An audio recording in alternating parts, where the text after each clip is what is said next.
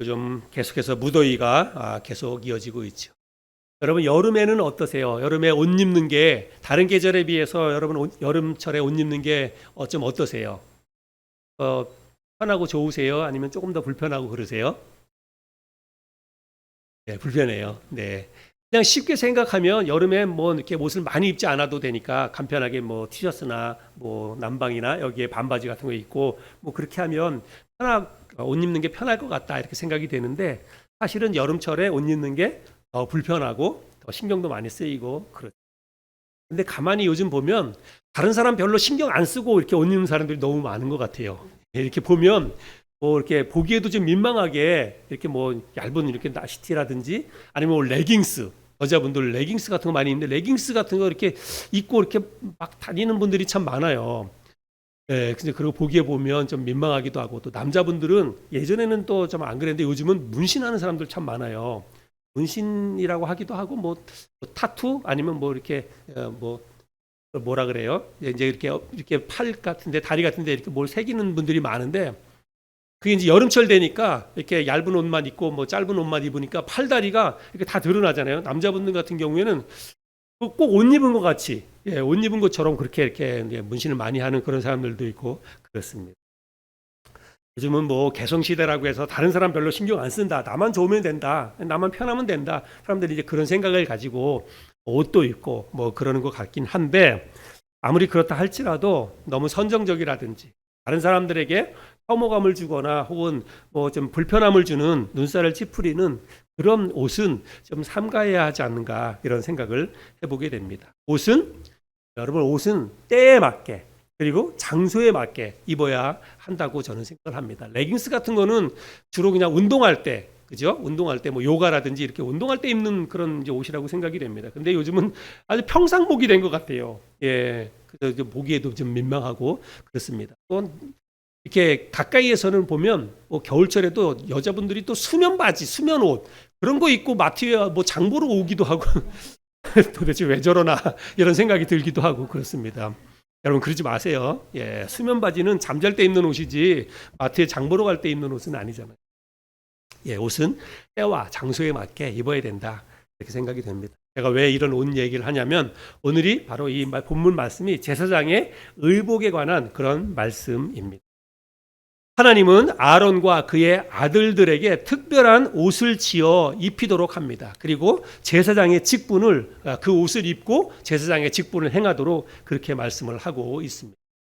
제사장은 우리가 아는 것처럼 이스라엘 백성들을 대표해서 하나님께 제사를 드리도록 부르심을 받은 직분을 받은 사람들을 말합니다. 하나님이 이 제사장의 직분을 행할 때 입을 수 있도록 특별한 옷을 만들도록 그렇게 말씀을 하십니다. 그런데 하나님께서 그 제사장이 입는 옷을 거룩한 옷이다 이렇게 말씀을 하고 있습니다. 2절 말씀을 볼까요? 2절 내 형 아론을 위하여 거룩한 옷을 지어 영화롭고 아름답게 할지니. 그렇죠? 예, 그래서 거룩한 옷을 지어서 입히라 이렇게 이야기를 하고 있습니다. 근데 여러분 이 말은 그냥 옷 자체가 거룩한 옷이다 그런 의미는 아닙니다. 그들이 행하는 일이 제사장으로서 행하는 일이 거룩한 일이기 때문에 그 일을 행할 때 입을 옷을 거룩하게 그리고 영화롭고 아름답게 만들라라고 하는 그런 의미라고 보면 되겠습니다. 이제 우리가 제사장의 옷에 대해서 살펴볼 텐데 제사장의 그 의복 옷은 몇 부분으로 나뉘어져 있습니다. 4절 말씀을 또 보겠습니다. 4절 그들이 지을 옷은 이러하니 곧 흉패와 에봇과 겉옷과 반포 속옷과 관과 띠라 그들이 내 형 아론과 그 아들들을 위하여 거룩한 옷을 지어 아론이 내게 제사장 직분을 행하게 하라. 이 말씀을 보니까 이제 옷이 몇 부분으로 나눠져 있는데 흉패와 에봇과 겉옷과 반포 속옷 그리고 관과 띠 이렇게 나뉘어져 있습니다. 우리가 하나씩 살펴볼 텐데 먼저 에봇에 대해서 함께 좀 나눠보기를 원합니다. 이 에봇이라고 하는 것은 좀 생소하지요. 우리는 이런 것 옷 잘 들어보질 않았는데 에봇은 소매가 없는 조끼 형태의 겉옷을 말합니다. 소매가 없어요. 우리가 조끼 같은 거를 생각하면 되는데 일반적으로 조끼는 뭐 짧죠. 그런데 이 그 에봇은 무릎까지 내려오는 거예요. 그래서 뭐 이제 앞치마 같은 형태의 그런 겉옷을 여러분이 생각하면 됩니다. 이것을 만들 때 어떻게 만들려고 했냐면 금색 실과 그다음에 청색, 자색, 홍색 실과 가늘게 꼰 배실로 정교하게 짜서 이 옷을 만들라라고 이야기를 하고 있습니다. 그리고 이게 앞치마 같은 형태라고 그랬는데 앞판하고 뒷판하고 이렇게 따르게 되어 있어요. 그래서 앞판도 있고 뒷판도 있고 이렇게 두 가지 판이 되어 있는데 앞판과 뒷판을 연결하도록 어깨에 어깨바지를 만들라라고 했습니다. 어깨바지를 통해서 앞판과 뒷판을 연결하는 것이고 그리고 이쪽 그 에봇 중간에 허리에다가 띠를 만들라고 그랬습니다. 에봇에서 띠를 만들어서 앞으로 해서 띠를 묶도록 뒤에와 앞쪽이 이렇게 연결되도록 그렇게 만들도록 이야기를 하고 있습니다. 그런 내용이 6절부터 8절까지인데요. 또 제가 읽어보겠습니다. 그들이 금실과 청색, 자색, 홍색 실과 가늘게 꼰 배실로 정교하게 짜서 에봇을 짓되 그것에 어깨바지 둘을 달아 그 두 끝을 이어지게 하고 에봇 위에 매는 띠는 에봇 짜는 법으로 금실과 청색, 자색, 홍색 실과 가늘게 꼰 배실로 에봇에 정교하게 붙여 짤지며 제가 지금 방금 설명드린 그대로 에봇을 만들고 그리고 띠를 만들어서 에봇에다 붙여서 이제 서로 연결할 수 있도록 그렇게 하고 있습니다. 그 다음에 보면 호마노 2개를 가져다가 하나에 6지파씩 한쪽에 6지파씩 도장을 파듯이 새겨서 그 이름을 새겨놓으라 이렇게 얘기하고 있습니다. 호마노가 뭔지 아세요?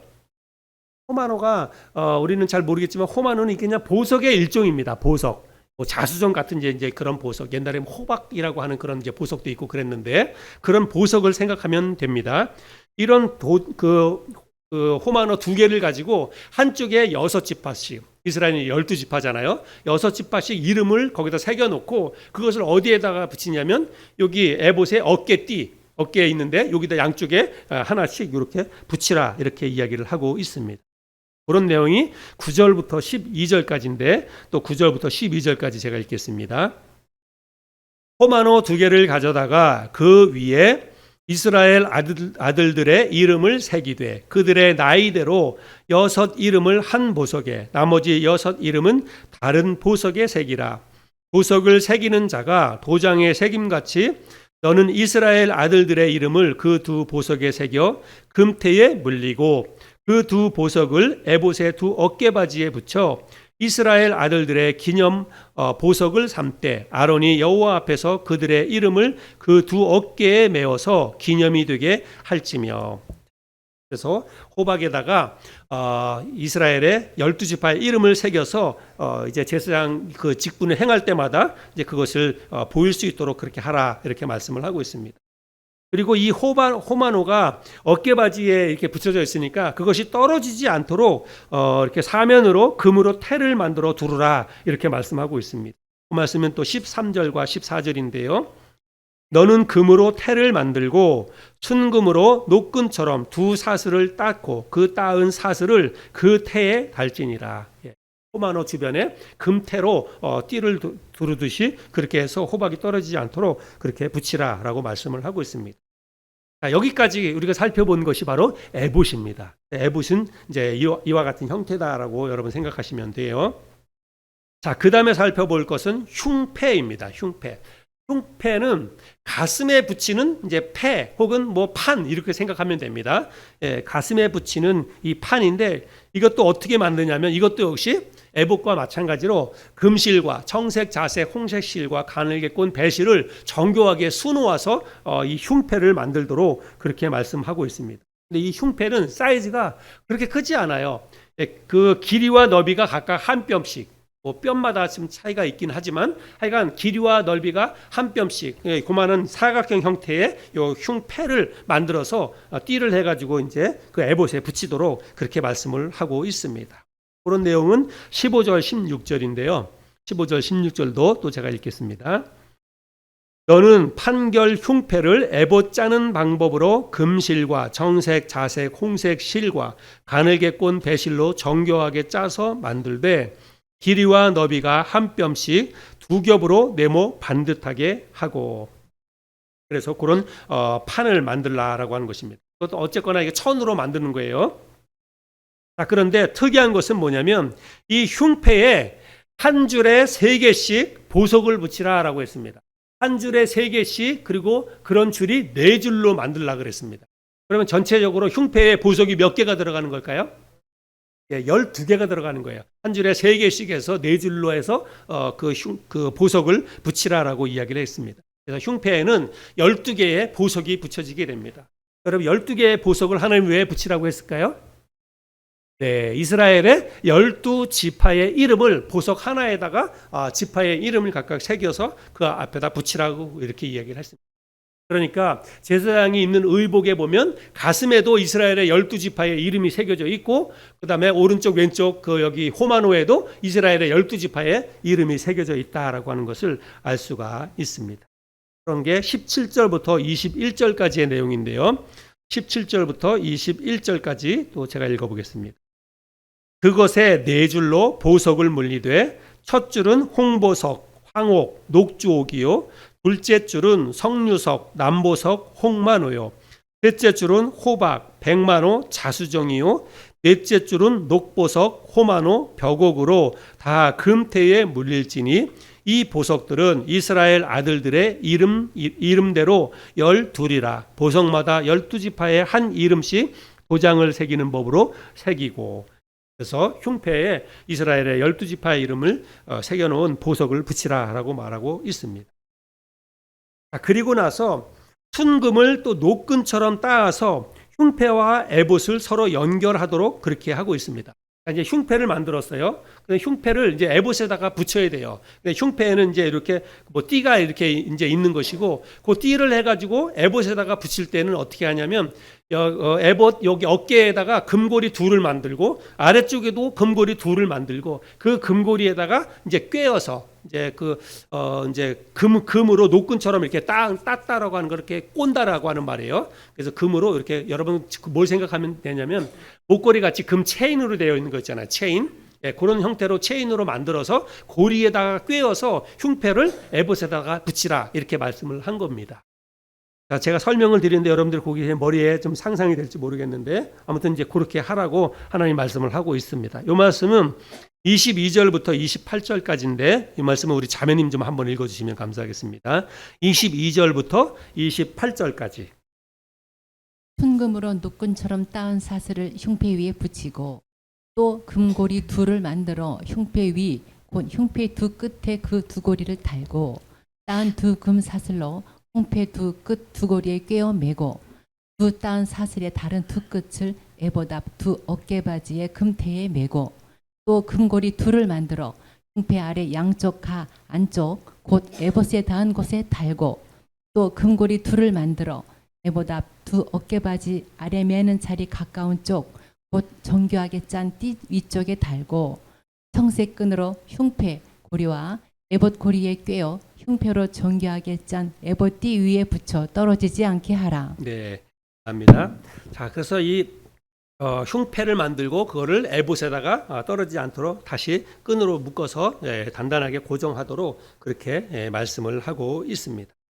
자, 그 다음에 이 흉패는 2겹으로 만들려고 그랬어요. 흉패는 2겹으로 만드는데 그 흉패 속에 우림과 둠밈을 넣으라 하나님이 또 그렇게 말씀하고 있습니다. 29절과 30절인데요.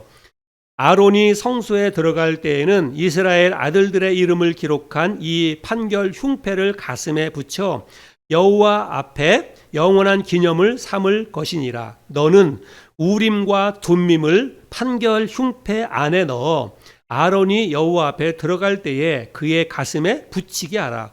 아론은 여호와 앞에서 이스라엘 자손의 흉패를 항상 그의 가슴에 붙일지니라.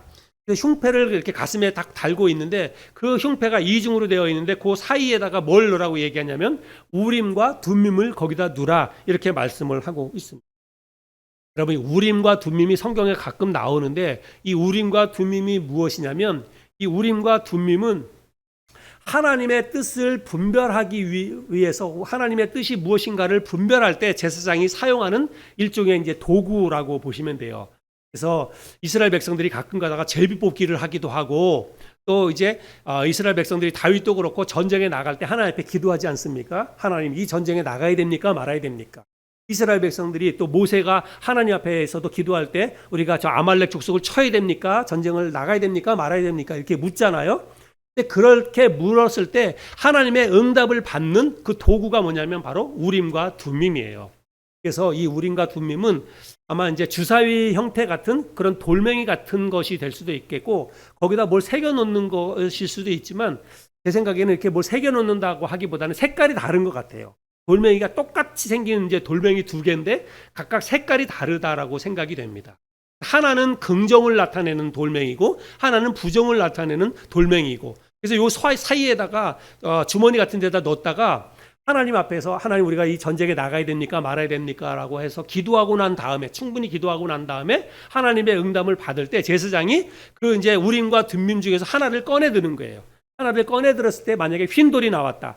그러면 하나님이 전쟁에 나가라고 하는 사인이다. 만약에 또 다른 돌이 나왔다. 둠밈이 나왔다. 그러면 이번 전쟁은 나가지 마라. 이렇게 판별하도록 하는 그런 이제 도구가 우림과 둠밈이라고 하는 것입니다. 알겠죠? 예, 성경에 우림과 둠밈이 나오는데 그것이 무엇인지를 여러분들이 잘 기억하시면 좋겠습니다. 그래서 여기까지 제가 설명드린 것이 바로 흉패에 관한 것들입니다. 이번에는 겉옷에 대해서 말씀하고 있는데 이 겉옷도 역시 팔이 없어요. 소매가 없이 그냥 발목까지 내려오는 청색의 겉옷을 이야기하고 있습니다. 31절부터 35절까지인데요. 또 읽어보겠습니다. 너는 에봇 받침 겉옷을 전부 청색으로 하되 두 어깨 사이에 머리 들어갈 구멍을 내고 그 주위에 갑옷 깃같이 깃을 짜서 찢어지지 않게 하고 그 옷 가장자리로 돌아가며 청색 자색 홍색 실로 석류를 수놓고 금방울을 간격을 두어 달되 그 옷 가장자리로 돌아가며 한 금방울 한 석류 한 금방울 한 석류가 있게 하라. 아론이 입고 여호와를 섬기러 성소에 들어갈 때와 성소에서 나올 때에 그 소리가 들릴 것이라. 그리하면 그가 죽지 아니하리라. 그래서 이 겉옷은 뭐냐면 에봇 안쪽에다가 입는 옷인데 그 옷 자체가 우리 김태현 자매님 입고 계신 이런 색깔이에요. 이런 청색깔인데 소매가 없습니다. 그리고 겉옷인데 위에서부터 그 발목 밑에 발목 있는 데까지 쭉 통짜로 된 그런 이제 옷입니다. 우리가 가끔 우리 침례식 할 때 우리가 옷 입잖아요. 이제 그와 같은 이제 옷이라고 보면 됩니다. 그런데 특이한 것은 뭐냐면 밑단 쪽에다가 이제 장식을 달게 했는데 석류 모양으로 이렇게 뭐 종 모양 같이 생긴 거, 그걸 정교하게 짠 그런 이제 모양인데 그거를 달고 그 사이사이에다가 금방울을 하나씩 달라 그랬습니다. 그래서 한 석류 한 금방울, 한 석류 한 금방울 이게 모양으로 삥 돌아가면서 그렇게 만들라고 이야기하고 있습니다. 그러니까 거기다 금방울을 만드는 거예요. 딸랑딸랑 소리가 나도록. 그래서 이 소리가 나도록 금방울을 달라고 한 것은 뭐냐면 제사장이 하나님 앞에 이제 기도하러 들어가고 제물을 드리고 하나님의 뜻을 묻기 위해서 그 성소 안으로 들어갔을 때 제사장이 응답을 받을 때까지 나오지 않는 거예요. 거기 들어가서 하나님 앞에 기도하면서 하나님을 예배하면서 하나님의 응답을 받을 때까지 안 나옵니다. 근데 바깥에 있는 사람이 도대체 제사장이 살아있는지 죽어있는지 뭐 어떻게 알아요? 그건 모르잖아요. 그거는 제사장이 걸어 다니면서 성소 안에서 이렇게 딸랑딸랑 소리가 나는 것을 통해서 제사장이 살아있구나 이런 것들을 확인하도록 하기 위해서 금방울을 하나님이 달라고 했다라고 하는 것입니다. 이것이 이제 우리가 살펴본 겉옷이고요. 그 다음에는 머리에 쓰는 관인데 이 관은 그냥 모자를 생각하시면 됩니다. 36절부터 39절까지인데 우리 자매님께서 한번 또 읽어주시면 감사하겠습니다. 36절부터 39절. 너는 또 순금으로 패를 만들어 도장을 새기는 법으로 그 위에 새기되 여호와께 성결이라 하고 그 패를 청색 끈으로 관 위에 매되 곧 관 전면에 있게 하라. 이 패를 아론의 이마에 두어 그가 이스라엘 자손이 거룩하게 드리는 성물과 관련된 죄책을 담당하게 하라. 그 패가 아론의 이마에 늘 있으므로 그 성물을 여호와께서 받으시게 되리라. 너는 가는 배실로 반포 속옷을 짜고 가는 배실로 관을 만들고 띠를 수놓아 만들지니라. 예. 그래서 이제 그 관을 만들려고 그랬는데 이게 머리에 쓰는 이게 관입니다. 모자 같은 건데 거기에 앞에다가 여호와께 성결이라고 하는 금태에다가 그 글씨를 써가지고 그거를 모자 앞쪽에다가 이렇게 붙이도록 그렇게 했습니다. 여호와께 성결이라고 쓴 패를 붙이도록 했어요. 근데 이것은 그냥 단순한 장식용으로 하나님이 그렇게 하라고 한 것이 아닙니다. 우리 38절 말씀을 다시 한번 볼까요? 38절에 보면 이 패를 아론의 이마에 두어 그가 이스라엘 자손이 거룩하게 드리는 성물과 관련된 죄책을 담당하게 하라. 그 패가 아론의 이마에 늘 있으므로 그 성물을 여호와께서 받으시게 되리라. 여호와께 성결이라고 하는 이 그 패를 이마에 두르라고 했는데 그 의미가 뭐냐면 이스라엘 백성들이 제물을 가지고 하나님 앞에 제사 드리러 나오는데 간혹 가다가 제물에 흠이 있는 거, 뭔가 하나님이 받으시기에 합당하지 않은 그런 흠 있는 제물을 가지고 오면 제사장이 그거를 보고 판결을 해야 돼요. 그래서 그거를 보고 이거는 제물이 합당하지 않다 해서 돌려보내야 됩니다. 그거는 제사장이 해야 될 몫이에요. 근데 만약에 제사장이 그 임무를 제대로 잘 안 해서 잘못된 제물을 드렸을 때는 그 책임이 누구에게 간다는 거예요? 제사장에게 간다는 것입니다. 그 죄에 대한 대가를 하나님이 제사장에게 묻겠다라고 하는 것입니다. 그래서 제사장은 여호와께 성결이라고 하는 이 띠를 딱 묶을 때마다 나한테 이런 책임이 있구나. 하나님이 받으시는 바른 이 제물을 내가 받아서 하나님께 제사를 드려야 되겠다. 이런 다짐을 하게 된다는 뜻이지요. 그게 이제 그 여호와께 성결이라고 하는 그 관에 붙인 띠를 말하는 것이고요. 그 다음에는 아론의 아들들이 입을 속옷에 대해서 말하고 있습니다. 40절부터 43절까지인데 이 말씀은 표준 세번역 성경으로 제가 한번 읽어보겠습니다. 아론의 아들들에게 입힐 속옷을 만들어라. 그들이 띨 허리띠도 만들고 그들이 쓸 관도 만들어서 그들이 영화롭고 아름답게 보이도록 하여라. 너의 형 아론과 그의 아들들에게 그것을 입히고 그들에게 기름을 부어서 제사장으로 세우고 그들을 거룩히 구별하여 나를 섬기게 하여라.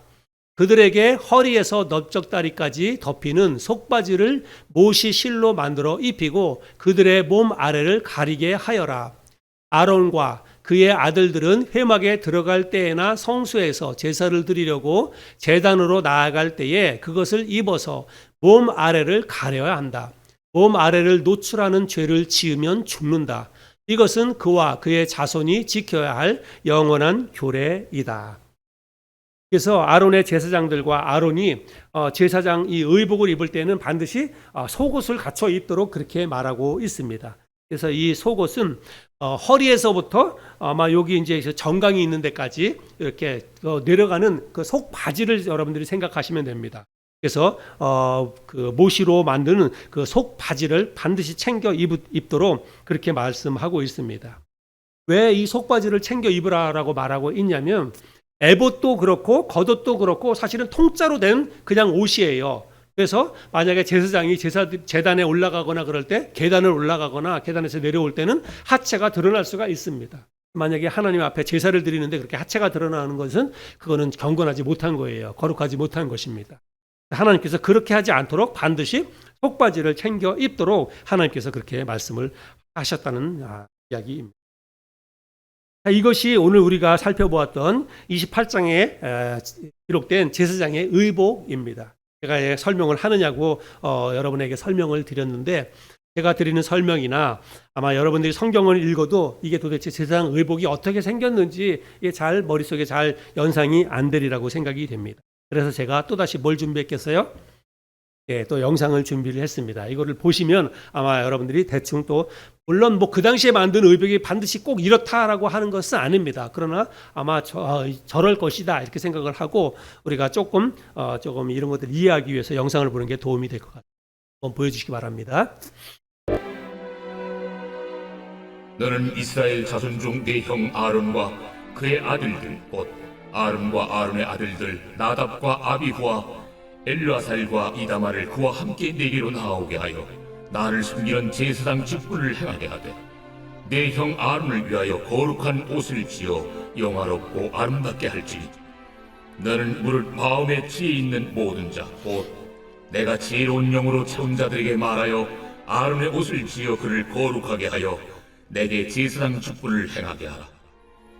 그들이 지을 옷은 이러하니 곧 흉패와 에봇과 겉옷과 반포 속옷과 관과 띠라. 그들이 내 형 아론과 그 아들들을 위하여 거룩한 옷을 지어 아론이 내게 제사장 직분을 행하게 하라. 그들이 쓸 것은 금실과 청색, 자색, 홍색 실과 가늘게 꼰 배실이니라. 그들이 금실과 청색, 자색, 홍색 실과 가늘게 꼰 배실로 정교하게 짜서 에봇을 지되 그것에 어깨바지 둘을 달아 이것이 에봇입니다. 그 두 끝을 이어지게 하고 에봇 위에 매는 띠는 에봇 짜는 법으로 금실과 청색, 자색, 홍색 실과 가늘게 꼰 배실로 에봇에 정교하게 붙여 짰지며 호마노 2개를 가져다가 그 위에 이스라엘 아들들의 이름을 새기되 그들의 나이대로 6 이름을 한 보석에 나머지 6 이름은 다른 보석에 새기라. 보석을 새기는 자가 도장에 새김같이 너는 이스라엘 아들들의 이름을 그 두 보석에 새겨 금태에 물리고 그 두 보석을 에봇의 두 어깨바지에 붙여 이스라엘 아들들의 기념 보석을 삼되 아론이 여호와 앞에서 그들의 이름을 그 두 어깨에 메어서 기념이 되게 할지며 너는 금으로 태를 만들고 순금으로 노끈처럼 두 사슬을 닦고 그 따온 사슬을 그 태에 달지니라. 너는 판결 흉패를 에봇 짜는 방법으로 판결 금실과 흉패예요. 청색, 자색, 홍색 실과 가늘게 꼰 배실로 정교하게 짜서 만들되 길이와 너비가 한 뼘씩 2겹으로 네모 반듯하게 하고 그것에 4줄로 보석을 물리되 첫 줄은 홍보석, 황옥, 녹쪽이요 둘째 줄은 송유석, 남보석, 홍만호요 셋째 줄은 호박, 백만호, 자수정이요 넷째 줄은 녹버섯, 호만호, 벽옥으로 다 금태에 물릴지니 이 보석들은 이스라엘 아들들의 이름대로 12이라.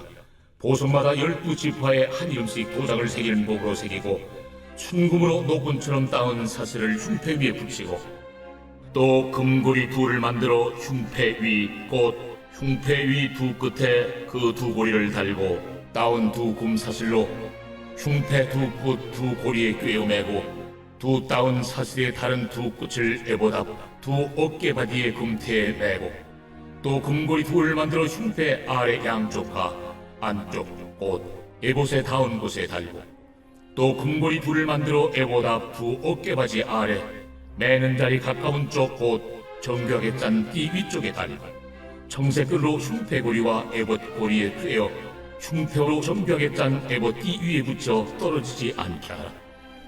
아론이 성소에 들어갈 때에는 이스라엘 아들들의 이름을 기록한 이 판결 흉패를 가슴에 붙여 여호와 앞에 영원한 기념을 삼을 것이니라. 너는 우림과 둠밈을 판결 흉패 안에 저게 넣어 이제 우림과 아론이 둠밈. 여호와 앞에 들어갈 때 그의 가슴에 붙이게 하라. 아론은 여호와 앞에서 이스라엘 자손의 흉패를 항상 그의 가슴에 붙일지니라. 너는 에봇 받침 겉옷을 전부 저게 청색으로 하되 겉옷입니다. 파란 두 어깨 옷이. 사이에 머리 들어갈 구멍을 내고 그 주위에 갑옷깃같이 깃을 짜서 찢어지지 않게 하고 그 옷 가장자리로 돌아가며 청색, 자색, 홍색 실로 석류를 수놓고 밑에 있는 금방울 석류 간격을 모양. 두어 달되 그 옷 가장자리로 돌아가며 한 금방울 한 석류 한 금방울 한 석류가 있게 하라. 아론이 입고 여호와를 섬기러 성소에 들어갈 때와 성소에서 나올 때에 그 소리가 이렇게 하면 이제 들릴 것이요 딸랑딸랑 소리가 나겠죠. 그리하면 그가 죽지 아니하리라. 너는 또 순금으로 패를 만들어 도장을 새기는 법으로 그 위에 새기되 여호와께 이게 성결이라 여호와께 그 성결이라고 하는 패를 글씨가 청색으로 생겨서 관 위에 매되 곧 관 전면에 있게 하라. 이 패를 아론의 이마에 두어 그가 이스라엘 자손이 거룩하게 드리는 성물과 관련된 죄책을 담당하게 하라. 그 패가 아론의 이마에 늘 있으므로 그 성물을 여호와께서 받으시게 되리라. 너는 가는 배실로 반 보석옷을 짜고 가는 배실로 관을 만들고 띠를 수놓아 만들지니라. 너는 아론의 아들들을 위하여 속옷을 만들며 그들을 위하여 띠를 만들며 그들을 위하여 관을 만들어 영화롭고 아름답게 하되 너는 그것들로 내 형 아론과 그와 함께한 그의 아들들에게 입히고 그들에게 기름을 부어 위임하고 거룩하게 하여 그들이 제사장 직분을 내게 행하게 할지며 또 그들을 위하여 배로 속바지를 만들어 허리에서부터 두 넓적다리까지 이르게 하여 하체를 가리라. 속바지. 아론과 그 아들들이 회막에 들어갈 때에나 제단에 가까이 하여 거룩한 곳에서 섬길 때 그것들을 입어야 죄를 짊어진 채 죽지 아니하리니 그와 그의 후손이 영원히 지킬 주례니라.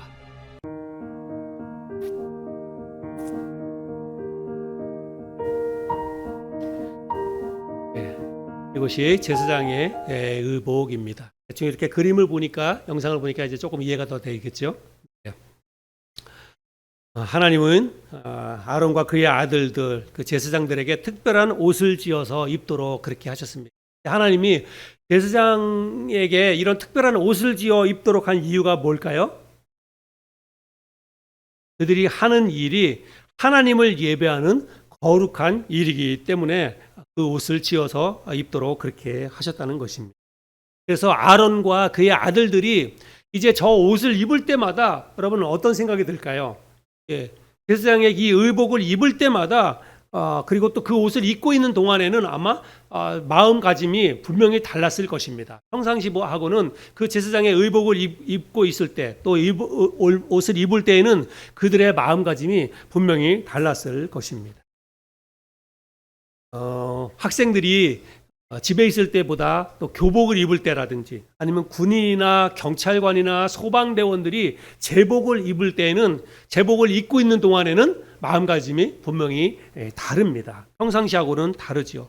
책임의식이 느껴지기도 하고 사명감이 생기기도 하고 그리고 자부심 같은 것도 생기기도 하고 그런 거죠. 운동선수들이 뭐 축구선수 같은 사람들이 각기 자기의 소속팀이 다 다르게 있잖아요. 근데 그렇게 소속팀에 있다가 국가대표로 차출이 되어서 이제 와서 국가대표로 태극마크가 달려 있는 국가대표 유니폼을 입을 때에는 확실히 마음이 다르다고 그렇게 이야기를 합니다. 물론 국가대표로 와가지고 국가대표가 되는 게 돈으로 생각하면 자기 소속팀에서 경기 뛰는 거에 비해서 소속팀에서는 이제 프로이기 때문에 돈을 많이 받거든요. 근데 국가대표로 와가지고 한번 뛴다고 해서 돈을 많이 주거나 그런 건 아니에요. 그런데 한 나라를 대표한다고 하는 그런 것이기 때문에 국가대표 유니폼을 입을 때는 책임감이 생기고 자부심도 생기고 그렇다라고 이야기를 하는 것을 많이 들었습니다. 여러분, 의복을 갖춰 입는다라고 하는 것은 의복을 갖춰 입는 제사장뿐만이 아니라 그 제사장을 바라보는 백성들의 마음도 분명히 달라진다는 것입니다. 왠지 숙연해지고 그 의복을 쫙 갖춰 입은 제사장을 보면은 마음이 나도 거룩해지고 경건해지고 이제 그렇게 될 수 있다는 거죠. 여러분, 옷에는 바로 그런 힘이 있다라고 하는 것입니다. 그래서 셰익스피어가 옷이 그 사람을 만든다라고 이렇게 표현했던 적이 있다고 합니다. 그러면 우리가 평상시에 여러 가지 우리가 옷을 입지만 만약에 평상시에 항상 정장을 입고 그리고 넥타이를 매고 구두까지 딱 갖춰 입는 그런 사람하고 평상시에 그냥 뭐 반팔에 반바지에 운동화 슬리퍼 신는 사람하고는 마음 상태가 좀 다르다라고 생각이 됩니다. 우리가 그렇다고 해서 항상 정장에 넥타이 매고 그렇게 생활을 할 수는 없지요. 네, 여러분, 사람은 제가 앞에 서두에서 말씀을 드렸다시피 사람은 때와 장소에 맞게 옷을 입을 줄 알아야 한다. 저는 그렇게 생각을 합니다. 오늘 우리가 살펴본 이 말씀은 제사장의 의복에 관한 그런 말씀이지요. 아론과 그의 아들들이 제사장의 이 의복을 입을 때는 언제였나요? 하나님 앞에 제사 드리러 나갈 때 이런 제사장의 의복을 입는 거예요. 평상시도 있지만 평상시에는 이런 옷을 입고 있지 않고 평상시에는 평상복을 입고 있다가 하나님 앞에 제사 드리러 나갈 때는 반드시 이 의복을 딱 갖춰서 입고 나가야 한다는 것입니다. 하나님 앞에 제사 드리러 나갈 때 이런 옷을 입는 거예요. 근데 제가 생각해 보면 아마도 이 아론과 그의 제사장들은 아마도 1년 내내 이 옷을 입고 있지 않았을까 이런 생각이 됩니다. 왜냐하면 이스라엘 백성들이 수시로 자기들의 문제를 가지고 제사장에게 나오잖아요. 하나님 앞에 내가 이런 문제가 있으니까 제사 드리러 나왔다. 뭐 절기도 있고. 그러니까 하여간 이 제사장들은 이 옷을 거의 매일 입고 있지 않았을까 이런 생각이 됩니다. 아무튼지 간에 오늘 우리가 살펴본 이 거룩한 하나님의 이 제사장의 의복은 하나님 앞에 제사 드리러 나갈 때 제사장들이 입는 옷이다라고 하는 것입니다. 오늘 우리가 이 말씀을 살펴보면서 우리가 하나님을 예배하러 나올 때 우리의 의복, 우리의 몸과 마음은 어떠해야 하는지를 오늘 우리가 이 말씀을 통해서 좀 생각해 봤으면 좋겠습니다. 오늘도 우리가 공적인 예배, 주일날 함께 모여서 드리는 예배를 드리기 위해서 우리가 교회에 나왔잖아요. 우리가 교회에 나올 때에는 우리의 몸과 마음가짐이 달라야 됩니다. 평상시 내가 그냥 내 직장 생활하거나 가정에서 지낼 때와의 마음하고는 분명히 다른 마음으로 아마 여러분들도 교회에 나왔으리라고 생각이 되고, 또 당연히 다른 마음과 다른 몸가짐을 가지고 교회에 나와야 된다라고 생각이 됩니다. 근데 우리의 몸과 우리의 마음가짐은 사실은 이 옷 입는 순간부터 달라진다라고 저는 그렇게 생각을 합니다. 제가 언젠가 또 말씀을 드렸던 것 같은데, 장로교회에 속한 그 목사님들하고 같이 차를 타고 어디를 갈 기회가 있었어요. 근데 차 타고 이렇게 막 가는데 그 목사님들이 나는 이제 침례교 목사인 거를 알지만 거기에 탄 그 목사님들은 다 같은 소속의 교단 소속의 그런 목사님들이에요. 그러니까 자기네들끼리 막 허물없이 그렇게 이야기를 하는데, 장로교 안에서도 주일날 예배당에서 설교할 때 어떤 목사님은 가운을 입고 설교하는 분도 있고 어떤 분은 가운을 안 입고 설교하는 분도 있고 그런가 봐요. 자기네들끼리 이제 갑론을 막 이렇게 얘기하는 겁니다. 근데 주일날 왜 가운을 안 입느냐고, 당연히 주일날 가운 입고 설교해야 되는 거 아니냐고 막 그렇게 얘기를 하더라고요. 그러면서 그분들끼리 막 얘기하는데, 아니 목사가 일반 성도하고 그냥 겉으로 볼 때 다른 게 뭐가 있냐, 우리가 그 교회 성도들도 다 양복 입고 오고 넥타이 메고 오고 그러는데, 주일날 그냥 그렇게 목사가 가운을 안 입으면 성도하고 뭐가 구분이 되느냐. 또 장례식장 같은 데 갈 때도 가운을 입는다고 해요. 장례식장 갔는데도 다 까만 옷 입었는데 목사가 가운을 안 입으면 그 장례식장에서 목사인지 다른 사람하고 어떻게 구분이 되느냐. 목사는 권위가 있어야 된다. 다른 사람들에게 항상 권위가 있어야 된다. 그렇게 하면서 목사의 권위가 이 가운에 있다라고 얘기하면서 목사가 가운을 입어야 된다라고 이야기를 하더라고요. 그러니까 또 그 반대쪽에 있는 그런 어떤 목사님 한 분이, 목사님 그런 옷 가지고 가운 가지고 권위를 따지면 어떻게 하느냐, 목사의 그 권위가 가운에서 나오는 거냐 이렇게 얘기하면서 우리 교회는 안 입는다 이렇게 얘기를 하기도 하고, 자기네들끼리 막 그렇게 얘기를 하더라고요. 우리 교회는 가운을 안 입죠. 아예 가운 자체가 없습니다. 장로교회는 그 가운을 이제 전도사 시절에 있다가, 전도사들은 가운을 안 입으니까 전도사에 있다가 이제 담임 목사가 될 때, 안수 받을 때 선배 목사가, 담임 목사님이 그 후배 목사님에게 전통적으로 그 가운을 선물해서 이렇게 준다고. 가운도 비싼 모양이에요. 그래서 선물해 주는 그런 전통도 있고 그렇다라고 얘기합니다. 목사들마다 가운이 다 있죠, 다른 교회는. 그래서 이제 교회에서 어떤 의식을 행할 때는 가운을 입기도 하고, 또 주일날 설교할 때도 가운을 입는 그런 목사님들도 있고 그렇습니다. 근데 목사의 가운을 목사의 권위로 생각하고 권위의 상징으로 이 가운을 입는다라고 한다면 저는 그것에 대해서는 반대합니다. 그런데 오늘 말씀처럼 만약에 내가 정말 하나님 앞에 거룩한 예배를 드리기 위해서, 하나님 앞에 보다 더 거룩하게 예배드리기 위해서 내 몸과 마음을 좀 거룩하게 경건하게 하기 위해서 나는 가운을 입겠다. 나는 만약에 그런 생각을 가지고 가운을 입는다라고 한다면 나는 그건 오케이. 그렇게 생각을 합니다. 오늘 본문 말씀에서도 옷 자체가 거룩한 건 아니에요. 하나님 앞에 제사 드리는 그 행위가 거룩한데, 그 거룩한 행위를 하기 위해서 제사장의 의복을 만들어 입히도록 그렇게 했으니까 오늘날에도 동일하게 이거를 적용해서 하나님 앞에 드려지는 이 예배이기 때문에 이 예배를 보다 더 거룩하고 경건하게 이 예배를 인도하기 위해서 나는 이 가운을 입습니다. 그런 마음으로 내가 가운을 입습니다. 그렇게 한다면 저는 오케이, 그렇게 생각을 합니다. 그런데 그러면 여러분들이, 그러면 목사님은 왜 그렇게 그 가운을 안 입으세요? 목사님은 예배를 거룩하고 경건하게 생각 안 하세요? 그렇게 또 반문할지 모르겠는데, 저는 그렇게 생각합니다. 저는 제 개인적으로는 꼭 굳이 가운을 입지 않아도 내가 얼마든지 내 마음을 다해서 하나님 앞에 거룩하고 경건하게 예배를 인도할 수 있고, 그런 마음으로 내가 설교할 수 있기 때문에 저는 가운을 입지 않는다 이렇게 생각을 합니다. 오늘 아침에도 예배 드리기 전에 교회 가장 먼저 나와서 제가 오늘 이 예배를 위해서 하나님 앞에 기도하면서 최선을 다해서 정말 하나님 앞에 바르고 또 하나님이 받으시기에 합당한 거룩하고 경건한 예배를 인도할 수 있도록, 또 그런 마음으로 설교할 수 있도록 제가 기도했습니다. 그런 마음이면 되지, 굳이 거기다 가운을 입지 않아도 저는 그렇게 이제 그런 마음으로 예배를 드리기 때문에 가운을 입지 않는다라고 저는 생각을 합니다.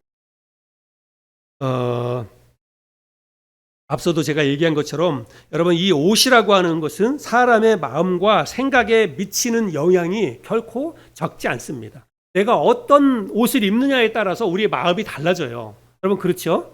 예, 내가 어떤 옷을 입느냐에 따라서 뭐 옷을 좀 정말 그럴듯한 정장이라든지 드레스라든지 이런 거를 입으면 거기에 맞게 내 마음이 달라지게 되어 있습니다. 그래서 아마도 저는 비난하거나 그런 게 아니라 장로교회에 있는 많은 목사님들이 아마 그런 마음으로 가운을 입고 주일날 강단에 오른다라고 생각이 됩니다. 예, 진짜로 그렇게 하나님 앞에 거룩하고 경건한 마음으로 그 예배를 인도하기 위해서 또 그런 가운을 입는다라고 생각이 되기도 합니다. 그런데 반대로 이게 목사가 다른 성도하고 구분짓는 그런 어떤 권위의식, 이 옷에서부터 그냥 거룩하게 풍겨져 나오는 그런 권위가 있다라고 생각해서 그런 가운을 입는다고 한다면 저는 그거는 이제 반대예요. 그래서 저는 사실은 그런 면으로 생각해 볼 때 저는 가운을 입는 거에 대해서는 반대합니다. 왜냐하면 그거 입으면 본인도 모르게 그런 생각이 들 수도 있어요. 이거를 입으면 나는 뭔가 지금 옛날 구약시대 때 제사장이 된 것과 같은 그런 권위의식 이런 것들이 본인도 모르는 사이에 그런 마음이 들 수도 있습니다. 그런 옷을 입으면 마치 판사가 이런 법복을 딱 입으면 그 법복 앞에 서면 우리가 갑자기 죄 지은 것도 없는데도 경찰 이렇게 제복 입은 사람 보면 갑자기 또 이렇게 마음이 좀 움츠러들고 이런 게 있는 것처럼 옷 자체가 주는 그런 이제 위화감 이런 것들이 있기 때문에 그렇다는 것이죠. 그래서 아무튼 이 옷이라고 하는 것은 우리 사람들의 마음과 생각에 미치는 영향이 적지 않은데 좋은 의미로 정말 하나님을 바르고 경건하게 거룩하게 예배하기 위한 그런 마음으로 우리가 어떤 옷을 지정해서 입는다라고 한다면 그것은 오케이. 그러나 그렇지 않고 뭔가 나타내 보이기 위해서 특별한 존재로 인정받기 위해서 그렇게 한다는 것은 그건 옳지 않다라고 하는 것입니다. 성가대 가운 같은 것도 마찬가지예요. 성가대원들이 가운 같은 거 입잖아요. 근데 그것이 그 가운을 입고 나서 내가 좀 더 바른 마음으로 바른 자세로 내가 하나님을 찬양해야지 이런 마음으로 가운을 입는 것은 좋은 거예요.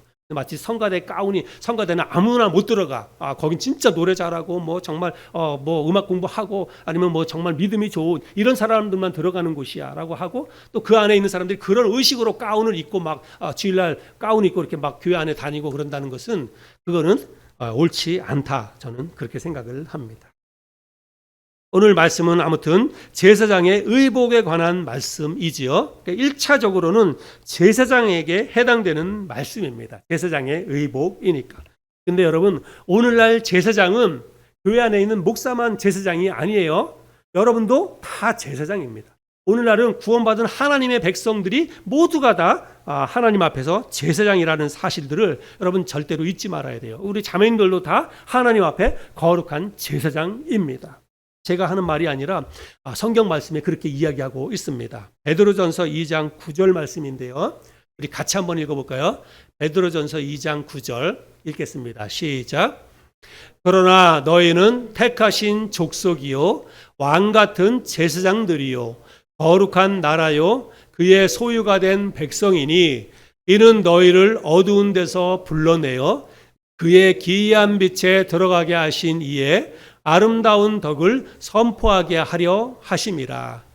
그래서 구원받은 모든 사람들을 향해서 너희는 왕 같은 제사장들이다라고 이야기를 하고 있습니다. 그러니까 여러분이 제사장이에요. 그리고 오늘 우리가 지금 교회에서 예배드리는 것은 구약시대로 보자면 오늘 본 말씀에 의해서 보자면 뭐 하는 거예요? 하나님 앞에 제사 드리는 거예요. 그러면 여러분이 하나님 앞에 제사 드리러 나올 때에 하나님 앞에 제사 드리기 위해서 우리가 지금 옷을 갖춰 입고 나와야 되는데 오늘 우리가 그런 마음으로 이렇게 나왔는지를 생각해 봐야 됩니다. 그리고 매 주일날 우리가 교회 나올 때는 이런 생각을 가지고 옷을 갖춰 입어야 한다는 사실입니다.